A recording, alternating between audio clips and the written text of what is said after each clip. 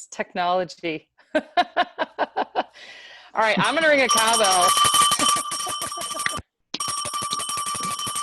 All right, hello everyone who is joining. I have a question to ask first. I'm hoping you can all see the screen right now.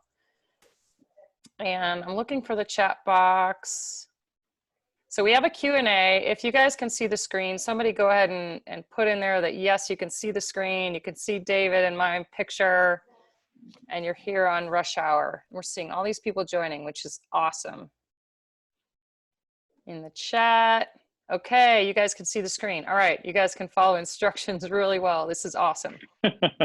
Excellent, excellent. We're all learning new things during COVID and all this craziness. So welcome everybody to the second ever Rush Hour Live as part of the RPI Challenge. I'm super excited tonight to talk to my friend, Dr. David Purtino, for a few different reasons. One, he's a great friend. I haven't seen him in a long time, but I really wanted to bring David into the RPI Challenge group because right now we are all stressed out. And in this training program, we're adding more physical stress to our bodies, and we're asking our bodies to do a little bit more work. And the mind and the body can only take so much. And so my goal with this hour is to really dive into the quantitative impact that having the right mindsets can have on your nervous system, both for high performance and also rest and recovery. Both of these things are essential to our training programs, but also to our life and how we interact as humans on this world. And, you know, the art and science of physiological training is super well documented. What is less documented and understood is cognitive training and really how to train your mind. And our mind can be our strongest tool, but only as long as we know how to use it. So that's what we're going to explore tonight. Our special guest, I'm really excited to introduce him, and he's got an amazing bio. So I'm going to go through this. You guys are going to be impressed. So David Purtino. You could see his lovely mugshot up there. He's a physical therapist with a PhD in neuroscience, and he's a veteran in the world of health technology and telemedicine.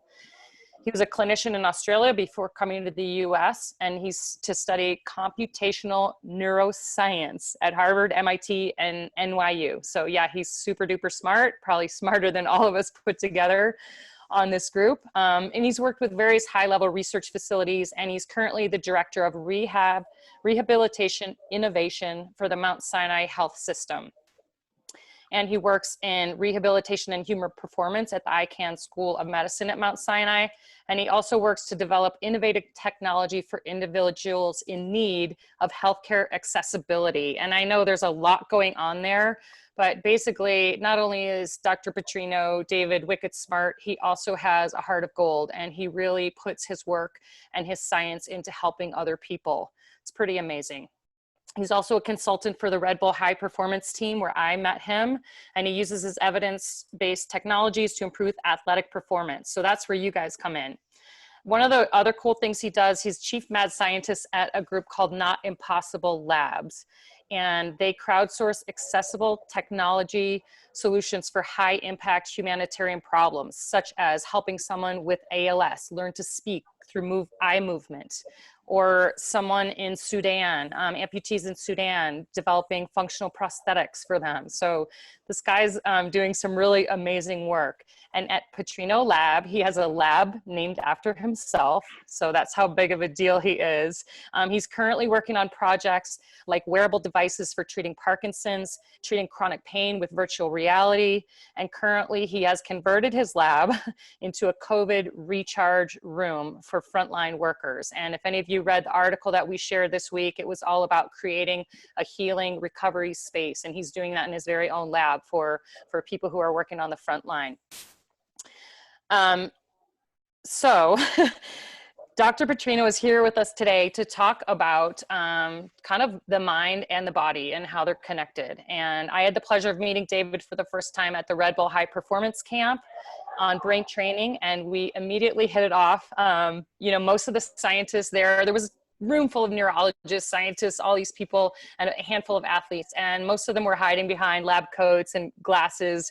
But David showed up in a Mickey Mouse t-shirt and Chuck Taylor shoes. And I instantly felt like he was one of my people. And he was so caring. While I think some of the scientists were taking pleasure in torturing us as sort of lab rats, David was really caring and kind of concerned for how hard they were pushing us. And so we hit it off as friends, and it's been really cool. And he has such a great way of taking complicated things like neuroscience and bringing them down to a level where anybody can understand them. And so I'm going to show you a short video first on our first date and our meeting of the Red Bull High Performance Camp. It's just 4 minutes, and it kind of shows the first brain training studying that David and I did together. And let's see if I can do this correctly. Here we go. Here we are at Red Bull headquarters, and we've got some of the best athletes and scientists in the world here answering the question, can we tell our muscles to keep going even when our brain is telling them to stop? It's easy to turn off the muscle when you get tired and you feel like you can't do it anymore, but if they shut the brain off, then who knows how far we can go. Definitely uncharted territories. So we are looking at the role that the brain plays in the fatigue process. There's a mismatch from what the person can do and what the biological reserve is. And we're trying to understand that better so that we can design better training programs for these people. They're monitoring everything that you could think of on your body. So hey, Rebecca, not to interrupt you guys, but you can't hear the sound. Can't hear the sound. Okay. And click that share the sound button. I think it'll work better. Where is the share the sound button? Sorry, I paused it. Let's see. Where would I find that, Tim? So, up, share, yeah. Click share your screen again, and the white box should pop up. In the lower left are the 2 check marks. Let's see, share computer sound. There there we go. The box came back. I'm gonna go back to the beginning. Sorry, thanks for your patience, everyone. Here we go again. Okay. How's that?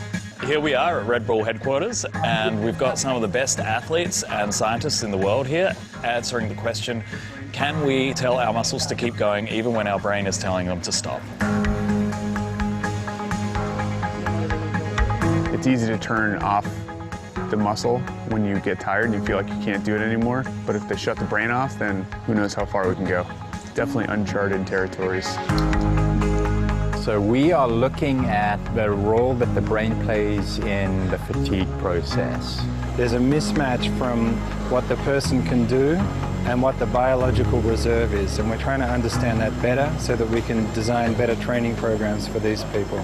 They're monitoring everything that you could think of on your body. So there's tape around your neck, all over your body with electrodes, on your calves, on your quads. It's not very comfortable, but I mean, it's super cool what they're doing. We're going to do a whole bunch of physiological and neurological testing while we're exercising.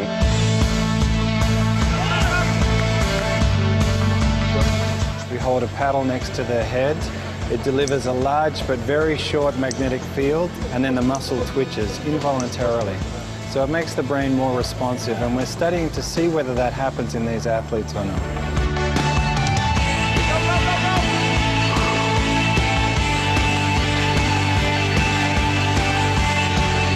So it's very interesting because you combined physiology, muscles and so on, but you're also including the brain.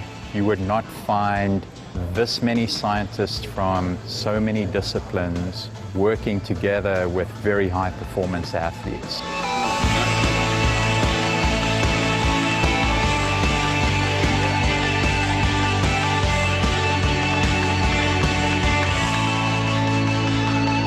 So we've been here for 3 days. It's been really exciting and everything's been going smoothly. Tomorrow we take it into the velodrome. Things are going to be a lot less controlled. Very excited to try it out and see what we get.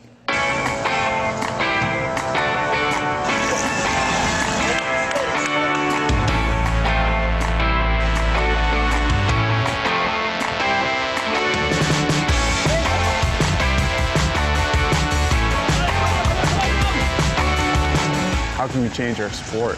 You know, no one else from my sport's doing this. I hope that the athletes will get out of this a better understanding of when they're fatiguing, how much of that is their perception and how much biological reserve they might have. And we should be able to answer those questions using these techniques.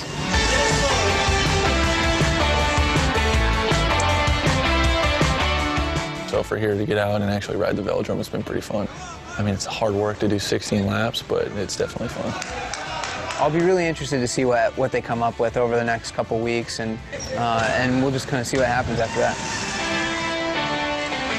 They had us do another 4-kilometer time trial in the velodrome here. They set up a LED lighting system. From our best time yesterday, we could see the pace. So you're kind of chasing this light in a way. What they didn't tell us is they actually made it faster than what our best pace was. I thought we were going to race against each other or race against the moto. Yeah. But you had us race against ourselves, faster ourselves. Yeah. You know, 2 of us had faster times, and then 2 of us actually, it kind of went the opposite, and they had slower times, I think, because they blew up and trying to chase the light, and they went too fast. I don't know what all the data is going to tell us, but it was definitely pretty cool to actually have like a competitor next to you. That's you.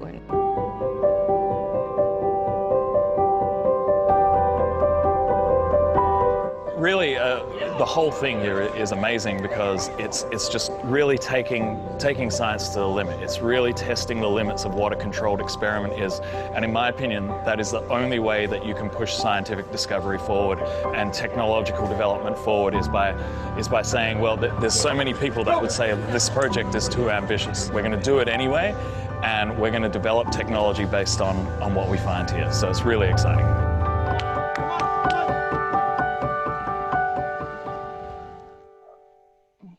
Okay.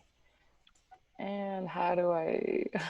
Thanks everyone for your patience. I am like figuring out now how to move the screen. Ah, no, hang on. No, there we go. Okay. We're all learning new skills right now. This is amazing. Awesome. Well, David, that was really fun to go back down memory lane and see that that amazing camp. And there you are with your Mickey Mouse T-shirt. And all that hair. And all that hair. All that hair. Yeah. And that's you strapping electrodes onto my leg there on that photo. That was the first time I met you. And as all of you can see here, that was, you know, really a torture camp that they set up for us. But as a Red Bull athlete, it's been really amazing to be part of it. And anytime, you know, I'm asked, you know, do you want to go do one of these things? Absolutely is the answer. So, David, can you explain? Well, first of all, welcome to the team here. And can you explain kind of the protocol of the camp and what you guys were trying to study by strapping all these things onto our heads and literally like shock waving our brains? Can you explain it? Oh God, can I? Well, thank you for having me, and thank you for the incredibly kind introduction. I don't know that I deserve it, but we really had a lot of fun on this camp, and it was so cool to work with you know, with you and get to meet you and know you, of course, and work with all the other amazing Red Bull athletes.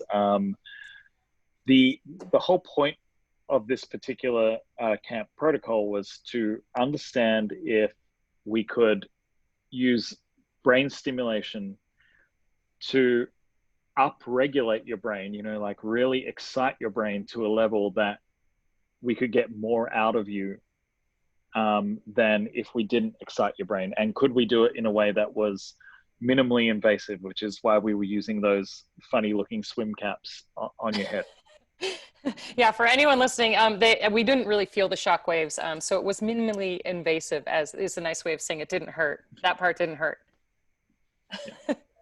So this slide that I have up there is kind of the protocol of what we were doing. We had, I think it was 6 or 7 days, wasn't it? Mm-hmm. Yep. Yeah, and so can you explain kind of the hammer on the head and then the bike and then what you guys were trying to figure out?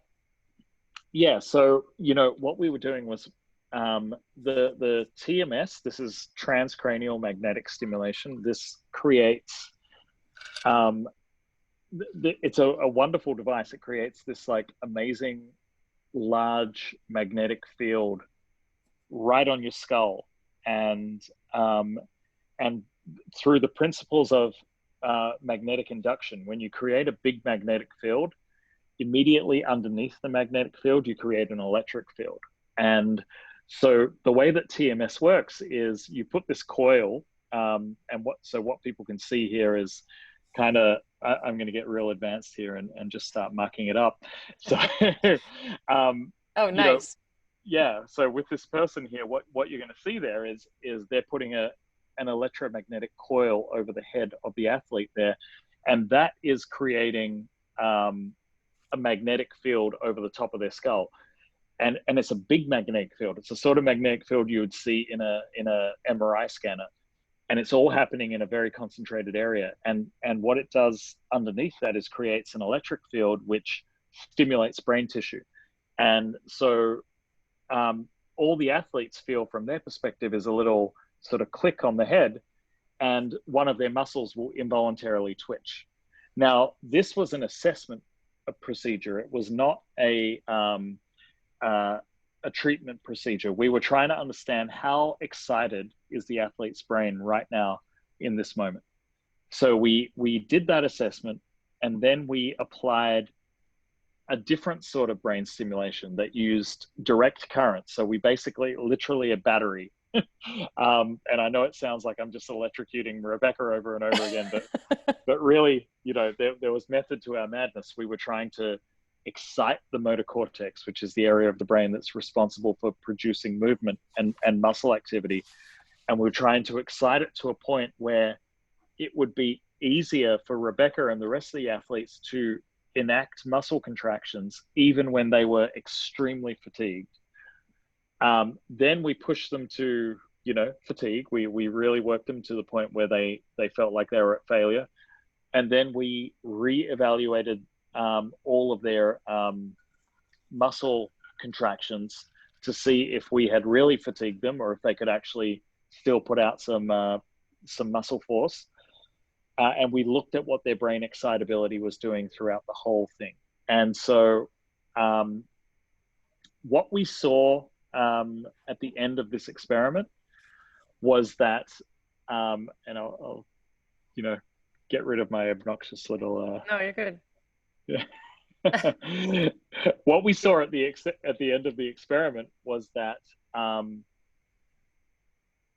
we absolutely were able to change brain excitability, but we were not able to change it with this technology that we were using, which was called TDCS, transcranial direct current stimulation.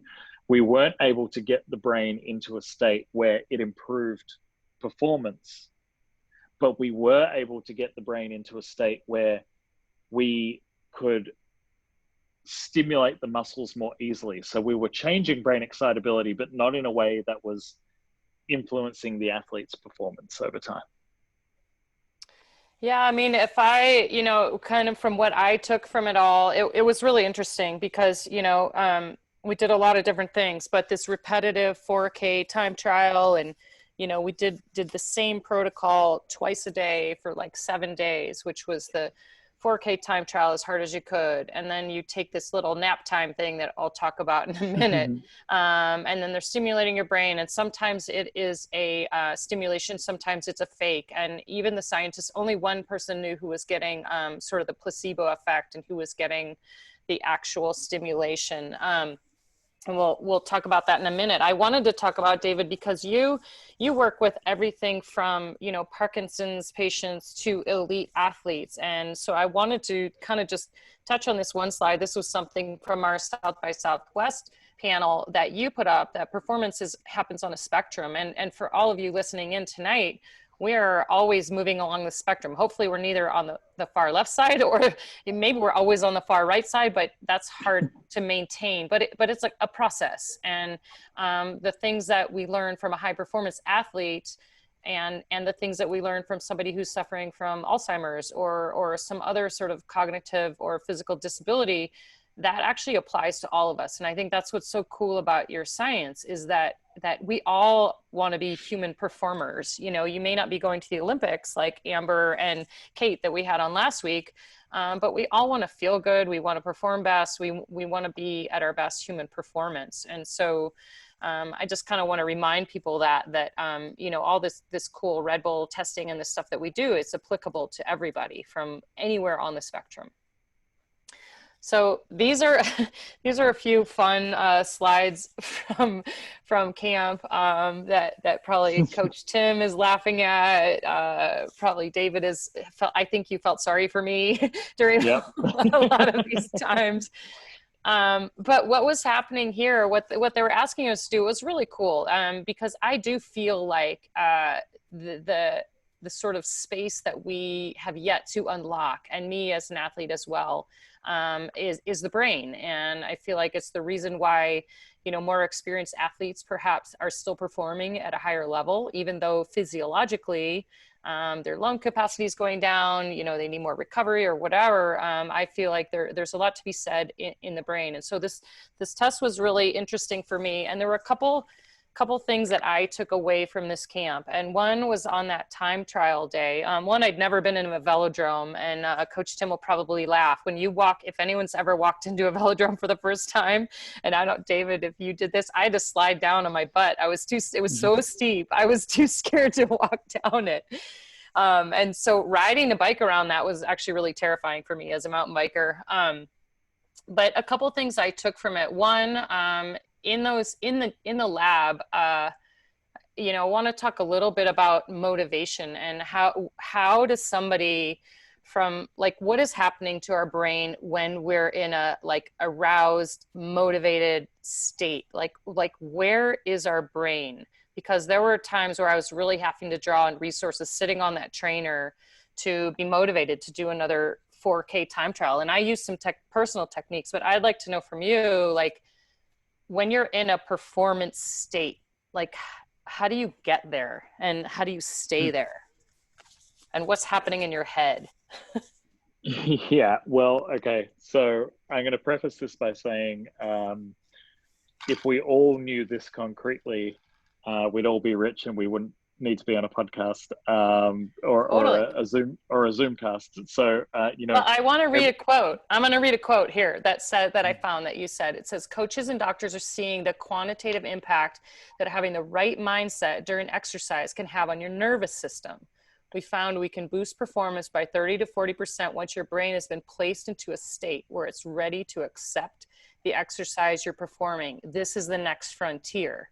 And so, of course, like, you can preface it, if we knew it all, like, we wouldn't be sitting here on a podcast. But what is that performance mindset, and can you define it? How do we get to that holy grail? How do we grasp it? Well, sure, if you're going to use my own words against me, my direct quotes. No, absolutely, I said those things. And we have done a bunch of clinical trials to show that even in stroke survivors, if you have a stroke survivor who is engaged and excited about what they're doing, they're going to have better outcomes than people who are not engaged and doing the precise same thing as the engaged individuals. And the same thing happens to athletes as well. One of the things that we really focus on with athletes is, why are you doing what you're doing? What's your reason? That was a topic of our last Rush Hour last week, was your why, finding your why. So this is really interesting that you're going there. It's absolutely crucial. And you know, there are, in terms of the neuroscience and in terms of the structure of the brain, there are so many, this is such a complicated process that involves so many brain areas that range from, you know, areas like your amygdala that focus on fear and threat, and, you know, what are you coming up against in terms of general threat that you feel in your life, all the way through to just general emotional valence. How much do you care about things? And how much can, you know, and, you know, tip of the cap to Tim, your coach, how much can your coach make you care about things that you're about to embark on? Because that's half the battle as well. And these things influence performance in such a profound way. One, you know, this is, I'm going to go full clinical with you guys for a minute. And one of the most compelling clinical cases that I ever saw about this was actually with, so an area of the brain that really focuses on how much do you care about things? How much do you care about a stimulus that is happening to you? Is an area of your brain called your cingulate cortex. It's part of your cerebral cortex, so it's the most evolved part of your brain, and its entire job is to focus on an incoming stimulus and tell you how much should you actually focus in on what's coming in. So, so for instance, someone who has good working knowledge of anatomy starts to feel shoulder pain. They might say, you know what, I'm 45 and I've been doing a lot of overhead work and I shouldn't be too worried about this because, it's expected that if I was doing a lot of overhead work, I'm going to get shoulder pain. Whereas someone who doesn't have a good working knowledge of anatomy is like, oh my God, I just checked on WebMD. I have cancer. This is 10 out of 10 pain now, That's what your cingulate cortex does with pain. It tells you, based on your experience, how much you should attend to it. Now, I had the privilege about 10 years ago of sitting in on a session with a really famed neurosurgeon at Oxford University. He was doing a lot of work on the cingulate cortex, and he brought in, he was a neurosurgeon. His focus was on deep brain stimulation. So this is a method of treatment where you put an electrode into someone's brain and you can switch that area off by stimulating that area of the brain in a certain way. And he had been doing this for Parkinson's disease for many, many years, and he had just started doing it in the cingulate cortex to work with people who had chronic intractable pain. So I'll never forget this. I sat down in the room with this woman who was, she had terminal pancreatic cancer. Her days were extreme 10 out of 10 pain, and every day she woke up and she had to make a decision. Do I want to live with 10 out of 10 pain, or do I dose myself up on pain medication and be like too spacey and too out of it to interact with my family and have a meaningful conversation with my family? So he put a brain stimulator into her cingulate cortex. This is the area that tells you this is how much I care about a stimulus coming in. And she's sitting in the room and he asks, and she's very clearly uncomfortable. She hasn't taken her pain meds. And she's squirming on the couch because she's just in 10 out of 10 pain. And he asks her, how much is your pain? And she says, it's 10 out of 10. It's unbearable. I haven't taken my meds. And she's very distressed. And he turns on the stimulator, and her face, her body, her everything calmed. And she stopped moving. And he said, how much is your pain now? And she said, it's still 10 out of 10. I don't care about it anymore. And that, the fact that there is an area of your brain that does that, to me, that was just like, oh my God, this. Yeah, so it doesn't take the pain away. It just changes your perception. She was still receiving the message, the screaming, blaring, this is 10 out of 10. But the cingulate cortex turned the game down and said, don't worry about that. Focus on everything else instead. And that's fascinating. That is not, I want to stress, that's not something you want in your daily life if you don't have terminal pancreatic cancer, because usually when someone's telling you there's pain, there's a good reason for it. But it showed me how relative a lot of the sensory input that we're bringing in is. And also how, and so to extrapolate, for all of you who are wondering, why on earth is he telling this story? When we're also feeling fatigued, when we're feeling like we can't go any further, often that is also a relative signal. And, if there was a bear chasing you, you'd probably be able to go a little bit further. Well, and this is the power of the mind, and what is so insane about how our perception can change what we feel. And, in that training camp, it hurt like hell. And some of the things that I was doing is, I was super motivated. Like you said, you have to have engagement and enjoyment, and you have to find a why or a reason to do the hard work, because we're doing some hard work here to train our bodies. And, in that training camp, especially on the indoor trainer, which is not my favorite place, with like 15 people all around me and tape and wires all over my head, I would close my eyes and I would visualize Idaho and like where I live and an outdoor space with like mountain biking outside. I was no longer in that lab, and I was actually had my eyes closed a bunch of the time. And I remember, you know, they're asking me like, are you okay? Is everything all right? Are you going to pass out? I'm like, yeah, I'm going somewhere else because I don't I'm like blocking what's you out. happening Yeah. right here. Yeah. I mean, I was focused, but I also had to remove the distractor of the tubes and the science and the indoor space, because for me, that is not motivating. And then I had to distract myself. I had to remove the pain, and the pain was not gone, but I was processing it in a different way. And your story is really interesting that, can we, you know, obviously we're not going to have a neuroscientist stimulate that part of our brain, but can we have an effect on it some way ourselves?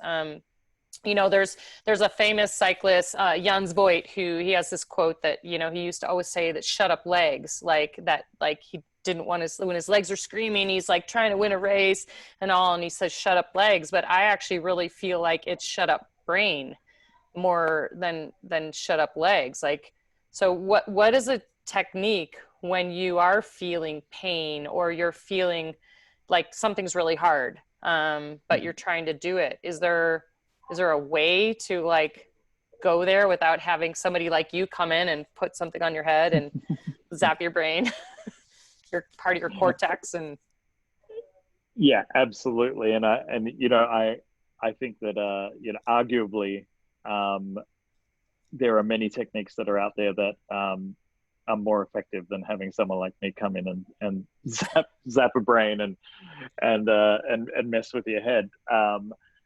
And I mean, from from a research perspective, easily the most effective way of dealing with the pain is distraction. So we can distract ourselves away from discomfort and uncomfortable situations. The more you fixate on a situation, the more this area of your brain, your cingulate cortex, that tells you how to attend to a situation, the more it's going to sort of delve in there and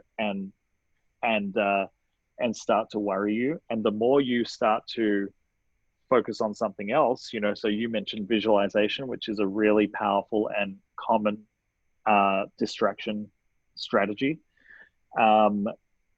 These are going to be things that sort of move you away from what you're experiencing. The other really common and really well validated technique, which focuses more on purpose, is what we call reframing, cognitive reframing. So so rather than distracting yourself and being like, you know, I know my legs are hurting, but why don't I think about something else? Or why don't I watch Netflix or listen to the music or do whatever I'm doing to like get myself out of my head?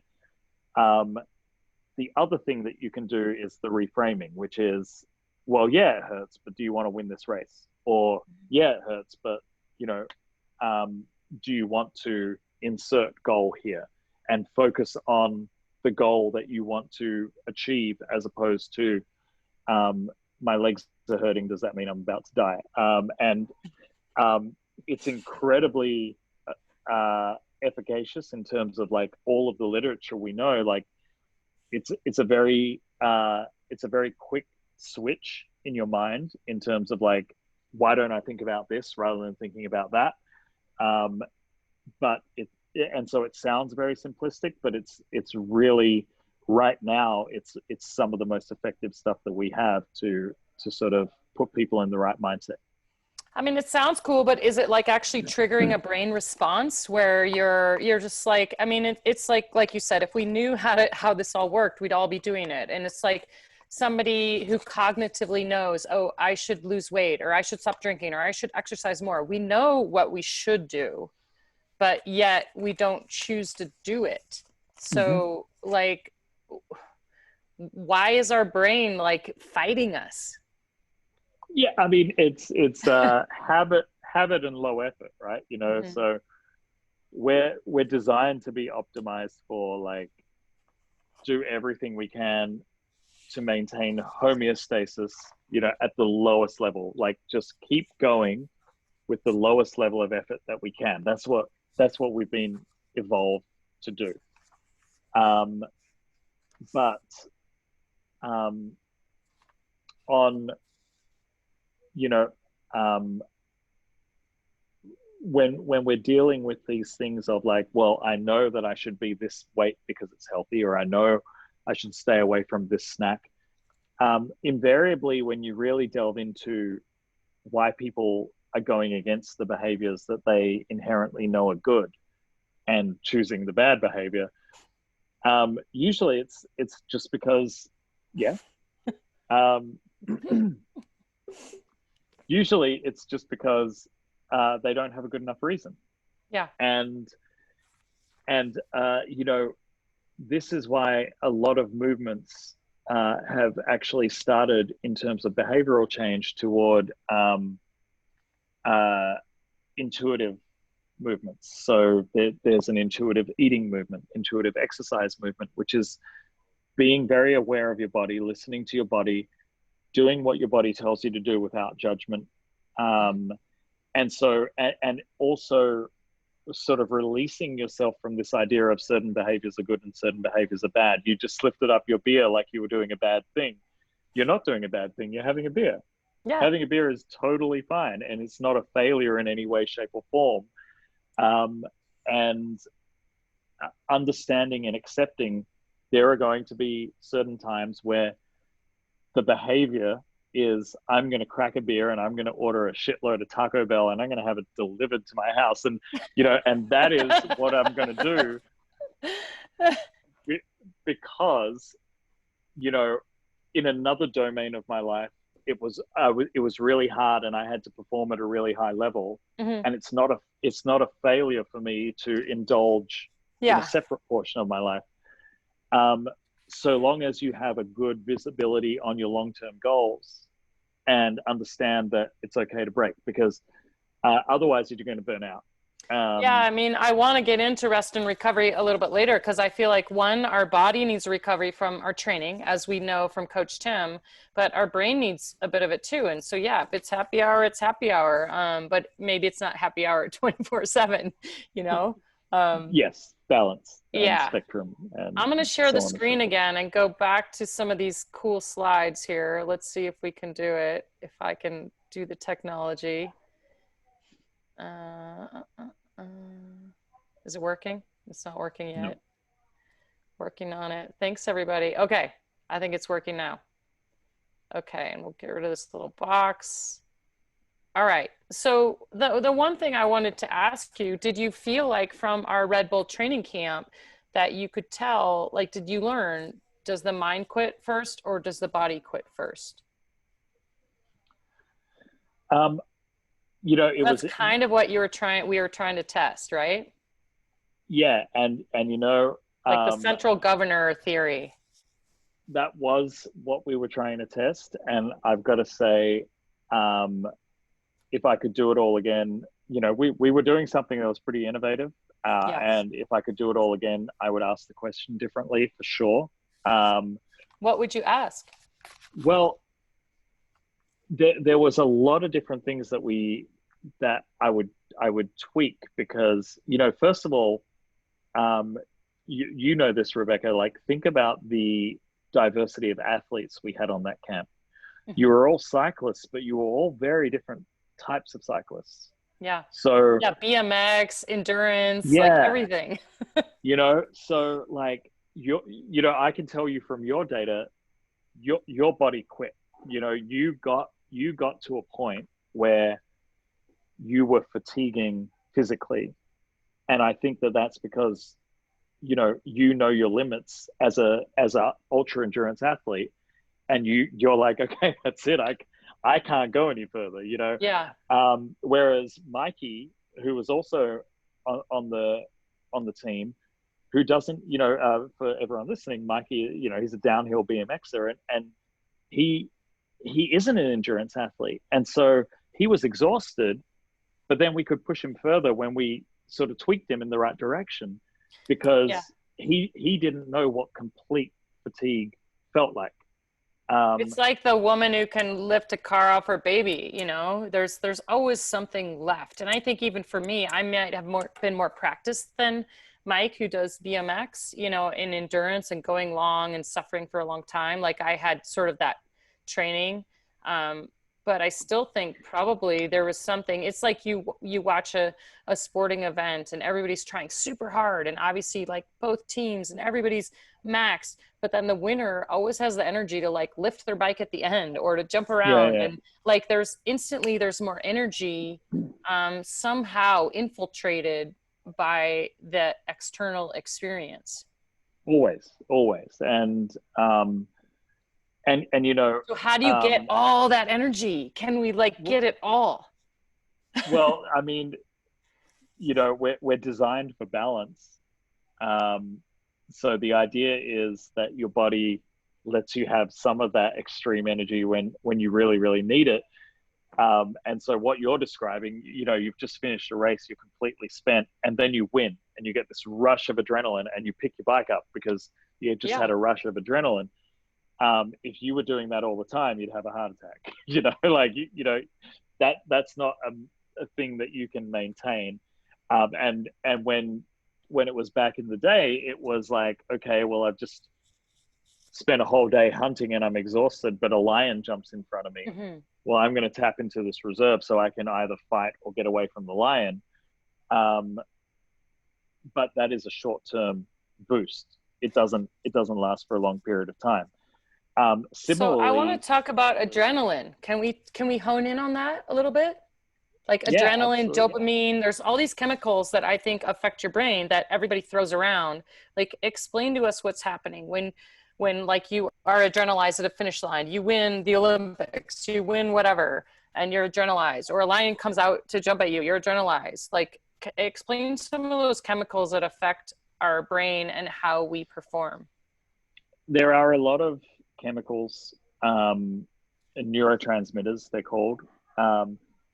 And I don't want to necessarily go into a full class of all, because I think I'll put everyone to sleep, and it's a long. Well, I will tell everyone this might be part 1 of like part 7, you know, because this is a really cool topic. So I prepared like this long slideshow, and we're only in like the 3rd slide, but it's really cool stuff. So we might invite you back, Dr. Purtino. I have to warn you right now. But yeah, it's a lot. But let's go into like the hormones and the things that are released in your brain, because that's actually science of what's affecting how you feel. Well, if we rather than going into hundreds of hormones and neurotransmitters and receptors and all of that, which literally could fill a textbook and has many textbooks, let's zoom out a little bit and talk about the autonomic nervous system, because I think that's the really important thing that all of these hormones and neurotransmitters act upon. So the autonomic nervous system is the part of your nervous system that deals with all of the things that we think are completely not under our control. How fast our heart beats, our digestion, you know, whether or not our kidneys are going to secrete different things to help us break down compounds, and our livers are going to do different things. All of those organ functions and you know, different elements of just general bodily homeostasis that we take for granted, we don't think about. You know, I don't need to be thinking breathe in, breathe out right now. I'm just doing it. I don't need to be thinking, you know, squeeze heart, release heart. It's my body's just doing it. That's the autonomic nervous system's job. And we can break it into 2 bits. There's the sympathetic and the parasympathetic. Sympathetic nervous system is your fight flight. It's okay, the lion's jumped in front of you, what are you going to do? And that is what happens. You know, your adrenals release epinephrine and fill up your muscles and get you going and get you pumped up, and your heart starts pumping faster than anything, and off you go. And then there is the parasympathetic nervous system, and we call this the rest and digest. This is after all that is over, things start to calm down, you can start to do things like digestion. You can start to get yourself to sleep. You can start to recover. And so those two things are usually in balance. And as we've, yeah. On good days, except for 2020, that's not in balance. Yeah, exactly. What really good example, really great example of what happens when you're on sympathetic all the time. Most of us are on sympathetic all the time. And now what's happening? It's July. Everyone feels like we've lived 500 years. Everyone right now in July is like, I need, a 4-month vacation. And yet, relatively speaking, we're living a year that is the same length as every other year, but it doesn't feel that way. And it doesn't feel that way because even, pandemic, politics, everything, even if you think that you're not involved in it, even if you're like, well, hey, I'm Rebecca, I live in Idaho, I'm fairly isolated from the rest of the world. The pandemic isn't, I'm not immediately concerned about the pandemic because I'm in my home and I'm away from most people. Just the fact that it's out there takes up space. Yeah. Politics, I'm not a political person. I'm Australian, I can't even vote. The outrage going on in the media takes up space. All of these things take up space, and they upregulate our sympathetic nervous system because there are all these little stresses that are saying, hey, this could affect your safety. Yeah. This could affect your ability to make choices, your ability to have freedom, be concerned. Okay, so this is super important. I mean, you have sympathetic that we are trying to respond by, like, we put in races, we put in cool events, we put in things to excite us, to make us feel like it's important, to like get us to commit. Like you said, we have a purpose, we want to try hard. So we're putting in sympathetic stimulus with a training or a racing or being an athlete, but yet we're not putting in, and our world is coming at us with sympathetic, but we're not putting in parasympathetic as best we can. I mean, this is actually really interesting. So, I mean, I haven't done any of our slides, but Coach Tim talked last week, and we have a slide that maybe I'll go back to it, but he basically talks about the periodization of training, where you have the training load, and then you rest and recover, and then you come back more fit, and stronger on the other side of it. But if you do the training load too much and you don't do the recovery, the parasympathetic, then you end up, flatlining, going down this way instead of ramping back up. And this flow of training, but also I think the cognitive, emotional part of having this constant stress of like training 2020, we're like living our lives, there's political unrest, and finding a way to ride our bikes and add another stressor, but yet not explode. Like, what do we do? I'm going to go back to the slides. I'm going to see what we have here, because actually there's some cool stuff, but you can start to riff on that one a little bit.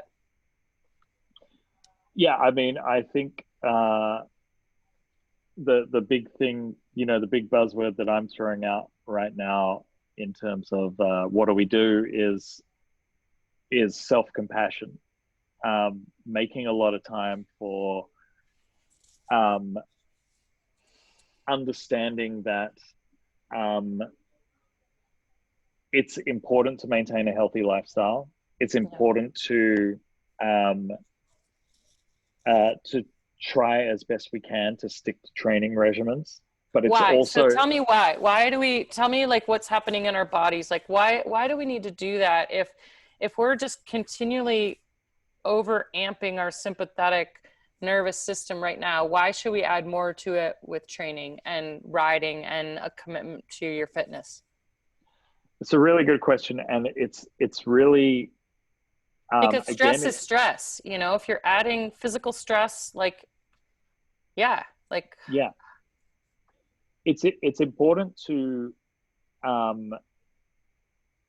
it's important to differentiate between the idea of stress that is placed on your body during a sustained endurance exercise, for instance, versus acute stress, or chronic stress that is placed on your body as a result of what's going on in the world. So, you know, exercise has a lot of really beneficial things like creating endorphins and allowing you to sort of release serotonin and do all sorts of wonderful things that puts your brain and your body into a good state. Whereas acute stress is almost toxic. It's, you know, like you release all of this adrenaline and you kind of have a hangover from it. And chronic stress is equally toxic in terms of you're releasing other sorts of hormones, like things like cortisol, that eventually cause all of these like long-term effects. But exercise, the whole process of lots of amazing breath work, your heart rate sort of increasing in a graded way, your mental state of mindfully exercising, and I'll use that term very deliberately, of I am doing this for a purpose. I am setting a goal. I am achieving a task that I told myself to achieve for, you know, this long-term goal that I'm working toward. These are all positive influences. And so there's right like, now, you can break down the stress in all like different areas, from acute to chronic to actually kind of positive stress. Is yes, that and what you're saying? and absolutely, and also using in many ways using exercise as a way of and we rarely think about it this way, but this is often very important and very key, using exercise as a way of understanding that you can control things around you. Mm-hmm. So understanding that, you know, in this world, that all of these crazy stresses are coming at you in a way that you never, you know, like, again, 2020, what the fuck, guys? I mean, come on, like all of these things that have happened where you're like, you know, well, at least it can't get any worse. Boom, here's April, May, June, July. You know, yeah. At some point, you got to say, at least you got to stop saying, at least it can't get any worse, because, you know, if this year has taught us anything, it can always get worse. And all of that can lead to a feeling that I can't control anything. I have no control over anything at all. Yeah. And in many ways,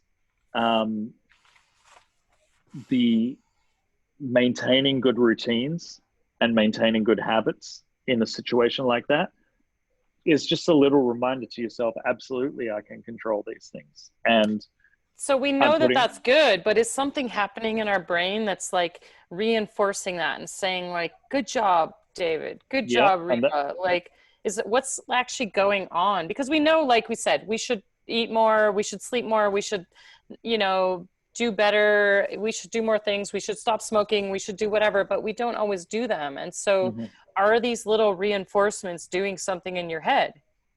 Yep, and that's dopamine. That's the reward signal, right? So that's saying to you, I said I was going to achieve this. You know that wonderful feeling you get when you tick something off your to-do list? That's dopamine. That is. Yeah, I love that. Yeah, that is a little flood of dopamine saying I achieved that goal. And this is cool. Yeah. Yeah.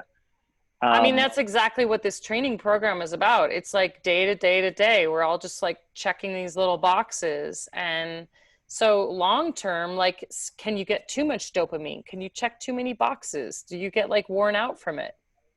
Yeah, you can get fatigue from it. And you can get sort of, and this is where it's important, you know, this is periodization, right? This is making sure that you align achieving goals, and this is very challenging, by the way. This is why, you know, good coaches are hard to come by.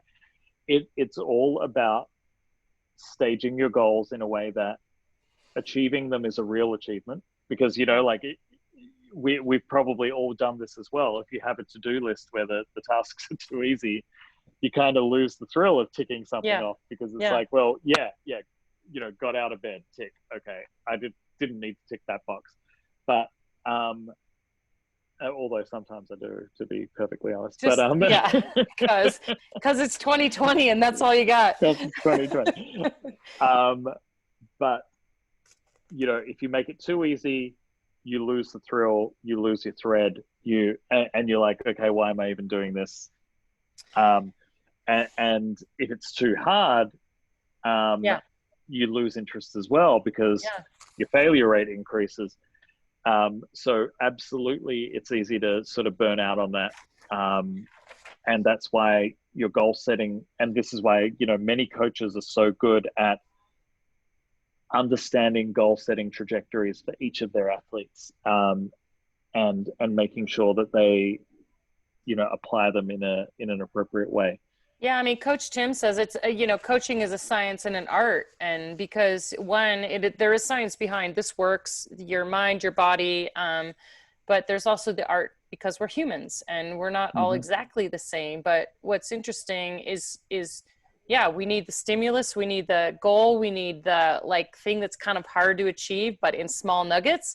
But then we need the rest. So like, I kind of want to go into the rest mode and how people find a space of, you know, rest and relaxation for their mind. And this was something that was really cool in your article, and the work that you're doing in your lab of creating a rejuvenation area for frontline workers in COVID, because they're this massive high stress all day long, and they're not taking time for themselves. They're super motivated to help people.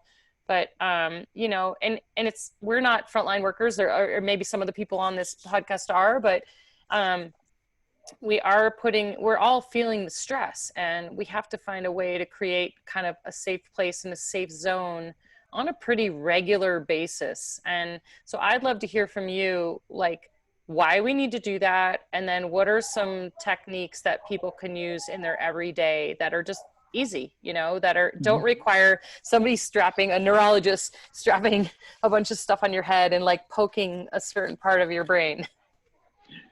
Yeah.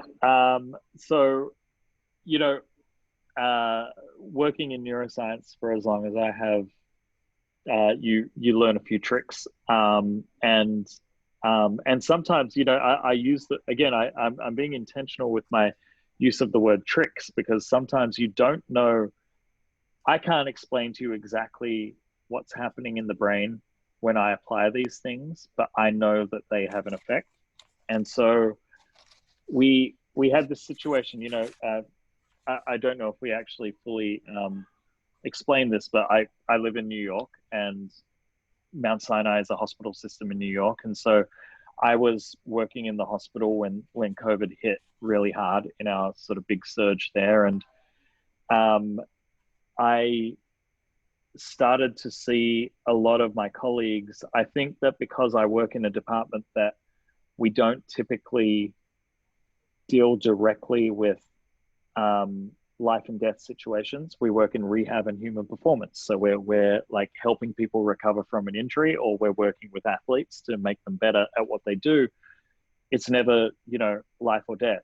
And I think that as I started to see so many of my colleagues and, you know, my family going through this experience of 20 people on their ward dying in a day, you know, and trying to process that, I realized we had to do something, and we had to do something that was beyond, hey, you should meditate, you know, after a day like that, telling them, why don't you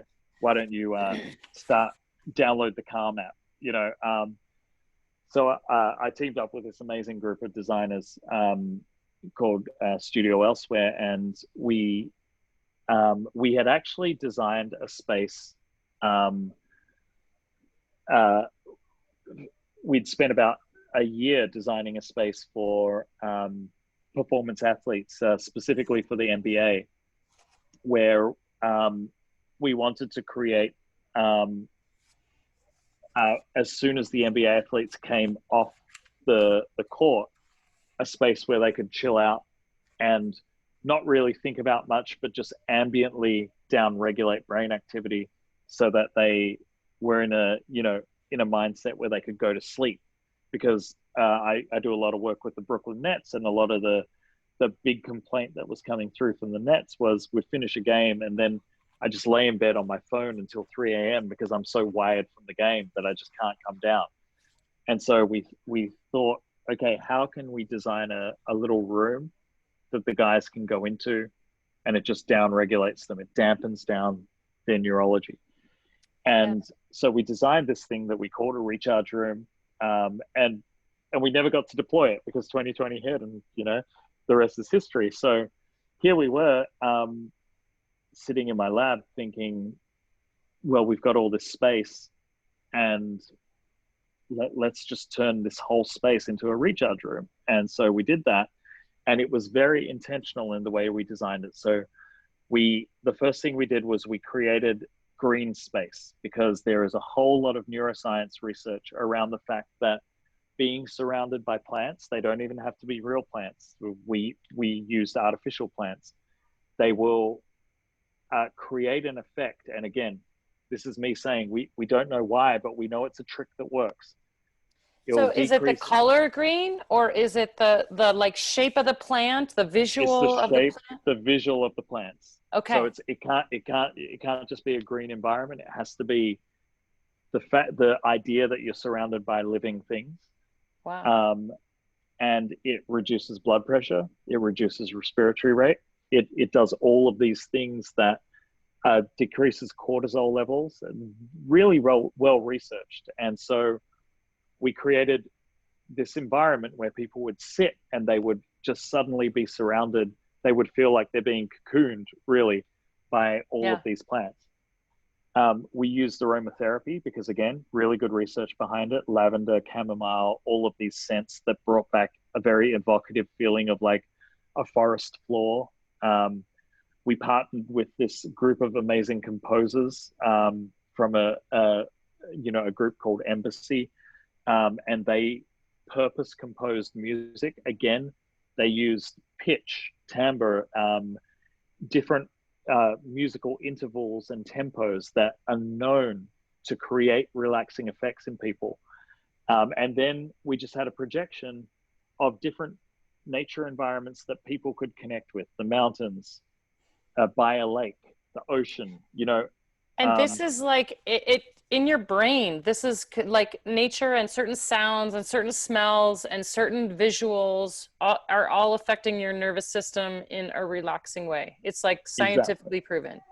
Scientifically proven, and we followed the literature, and we created this environment to just ambiently down-regulate someone's nervous system. And so you need to like design houses now and take that. I mean, why are not, I'm sitting here going, why don't we know this? Why aren't all of our houses, designed exactly in this way, or a space in our house? I mean, we know, we should have a nice meditation room, we should have a relaxing place, but we don't actually go to that extent of like the actual like cadence of the music, the color of the plant, the visual space, the smell. I mean, it sounds like basically all of our five senses affect the nervous system. Yeah. Like, and I gotta sort of fall on my sword as a scientist in the room here and say that scientists are so bad at translating knowledge, because all you need to do is read about it in these wildly inaccessible journals that are written almost entirely in jargon. And people have been doing it for 20 years, 30 years.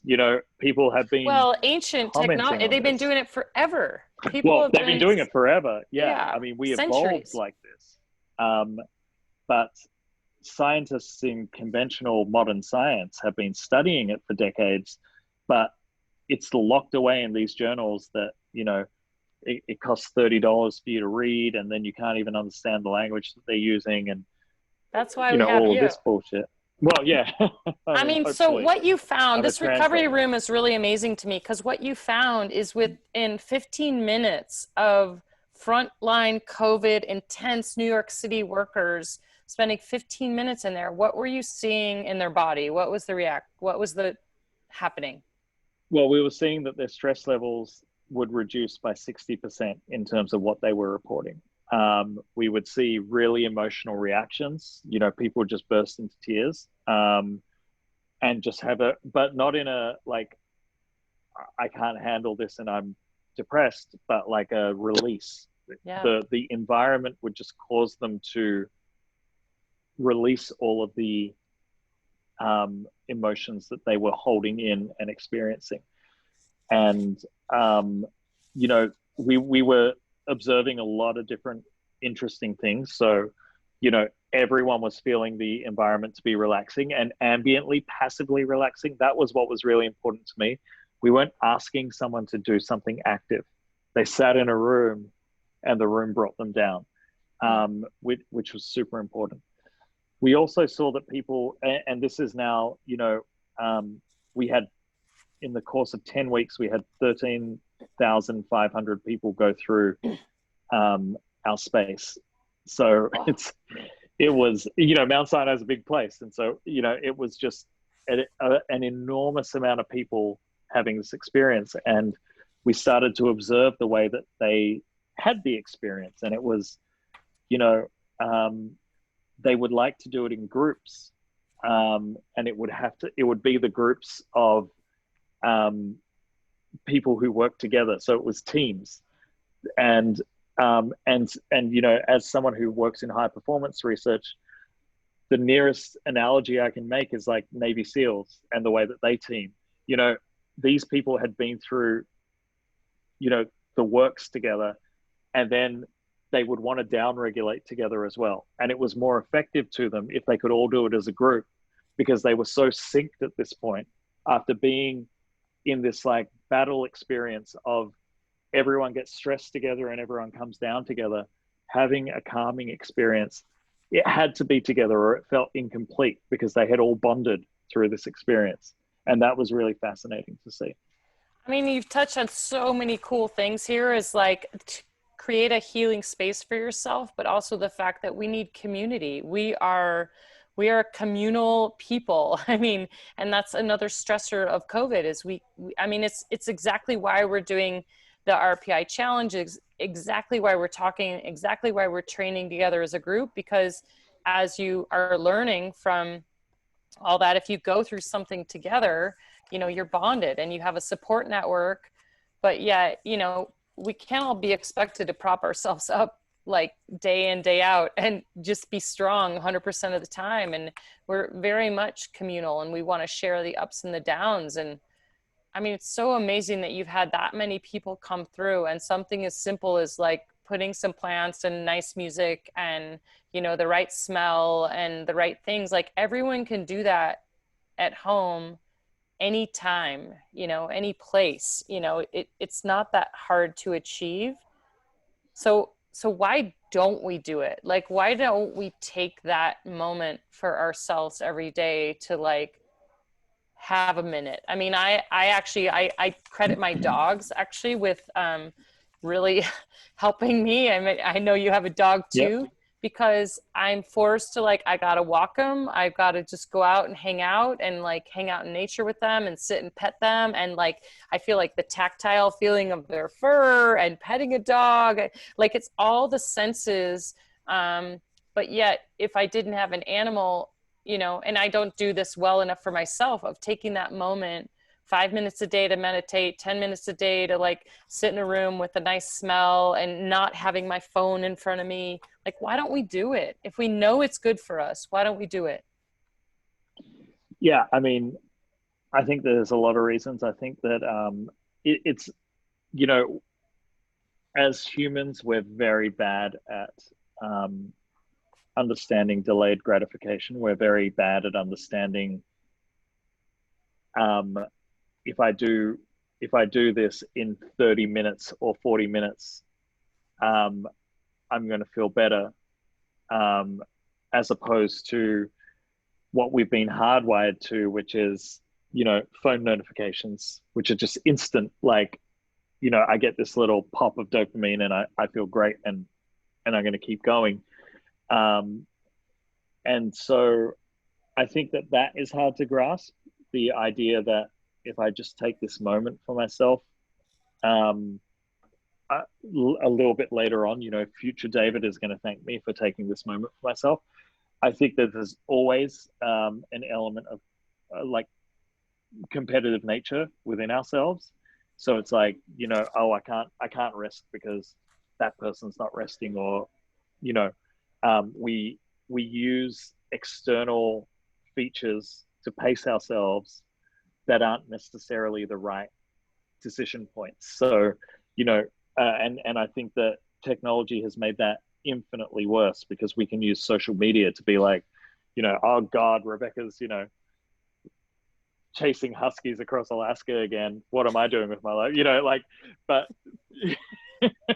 not that I compete with you, Rebecca, but but you know what I mean. You know, like it's constantly. It's so easy to be like, you know, what am I doing when that's happening on social media? But what you don't see on the other end of that is that person is resting regularly and looking after themselves so that they can actually go and do those things. So I think the simplest explanation for why we don't make space the way we should is because it's so easy not to. It's easier not to do that than it is to do that. And I think that what we need to reframe, to throw back to what we were earlier, you know, talking about earlier, is the fact that, you know, it's easy to think of constantly being on as the hard work, but actually what the hard work is identifying when you need a break and taking the break to expand your capacity to do the hard work when it really matters. I mean, it's exactly like training, physical training. If you just did intervals every day, all day, every day, all day long, you're going to suck as a cyclist. Yep. And I think we don't think of our mind like it's somehow connected. Our mind are disconnected, mind and body, but they're part of the same actual physical space, that, you know, the same organism that we are in. And the fact that we'll take time to train our butts off, we'll go ride, we'll do all this stuff, but yet we don't take even 15 minutes, as you saw with all those people who are working super high stress jobs. 15 minutes made a major impact in how they felt, and they were able to go back to work and actually do a better job because they took 15 minutes.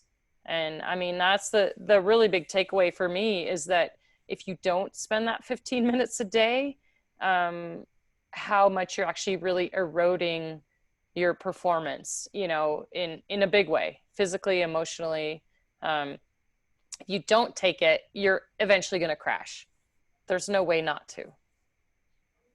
So how do we, like, as we wrap, and I mean, I feel like we have to have session 2 with you, because there's so many more. I like a bunch of other stuff I want to talk to you about, but what I'd love people to go away with for tonight is, how do they create their own little rejuvenation room or space or practice? Like, what are the like 5 key components to have a little space to take for 5 minutes, or how long does it take? Like, give us a little, like, okay, do this, and your brain's going to be just friggin' rocking and ready to go.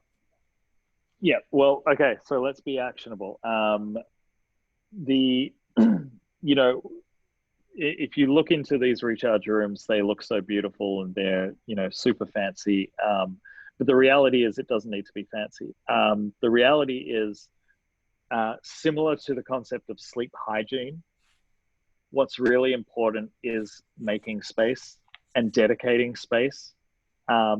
And that can be physical space, or it can be mental space, or it can be just a time, but dedicating and creating a ritual around, this is when I ramp myself down. And maybe depending on your workflow and depending on what you know about your body and how you know yourself, or even, you know, and I'll throw this out because I think it's really important, how someone who's really bonded to you knows you. So like actually taking the decision out of your hands. And if you're living with a partner right now, letting your partner say, you know what, take a moment. You're ready to take a moment now, because sometimes we can't see it in ourselves, but the people who really know us will be able to say, you know what, it's time for you to just take a breather and step away. But really being very intentional about what that means to you, because everyone has a different idea of what it means to unwind and relax.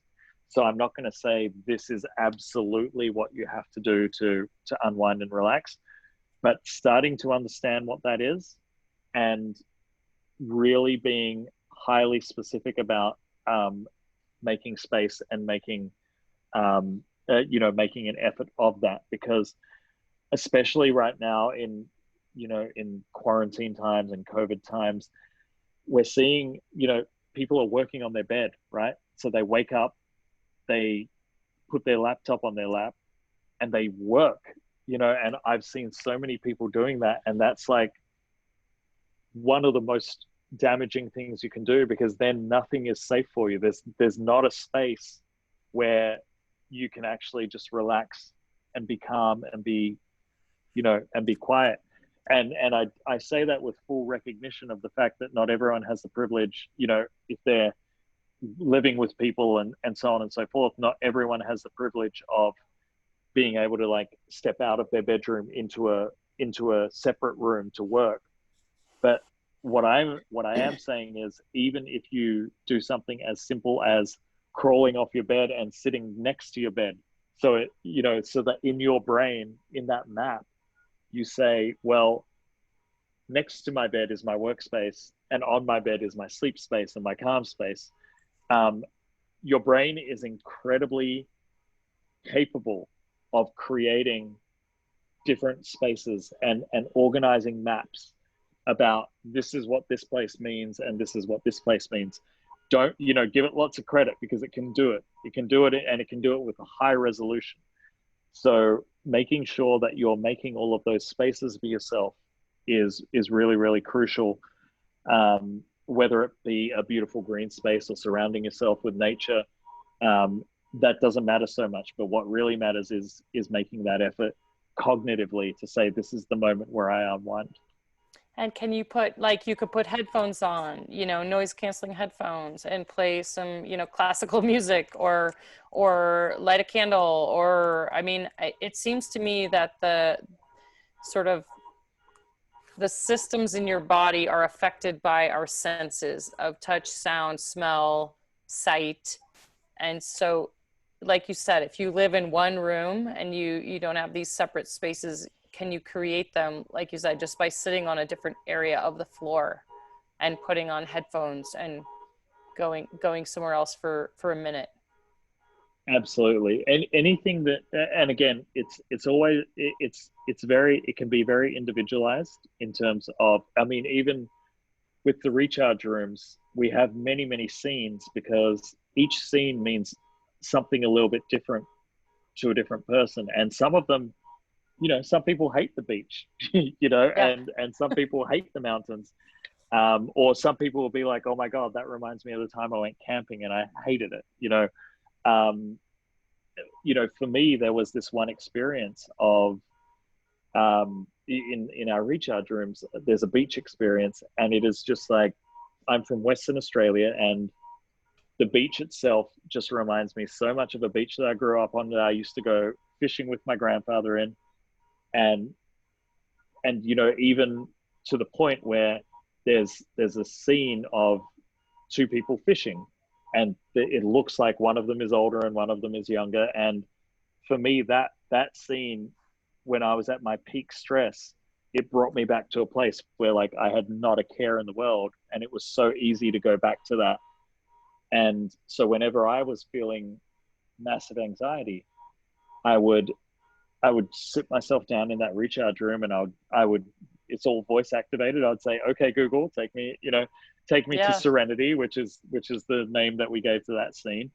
and I would just watch it, and it would bring me down because it would remind me of that. So sensory integration is so important, because it helps you to focus on something that's not, you know, your regular life. It helps to bring you away, and it's going to be different for everyone. And I think one of the most important things is knowing yourself, and understanding what is the most effective thing for you, to bring you away from your work.